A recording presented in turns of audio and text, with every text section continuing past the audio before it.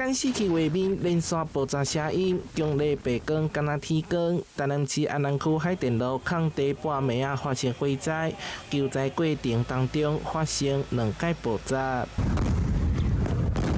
連現場消防人員也走向袂離，江邊至少10號民體嘛互抱緊，還佫有15人受傷，消防民眾車輛受損。風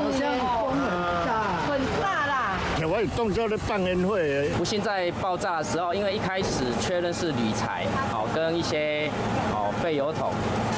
那在2點44分的時候爆炸的時候，才知道原來裡面有煤土。台南市政府也由3位副市長召開記者會，率消防、環保等局處說明救災、環境安全以及後續進度。針對違法放廢棄物部分，將要求相關單位徹底追查來完結責任。我們有掌握是在高雄鼓山區的一家公司，那他是透過別人介紹，在這個私人的用地上面堆置這些所謂的事廢是事業廢棄物。那剛剛環保局所提到的煤鋁的部分，它是必須經過申請的，所以很明確就是屬於違法堆置的部分。居住不便的部分我們會緊急安置的緊急處理的費用會予以慰物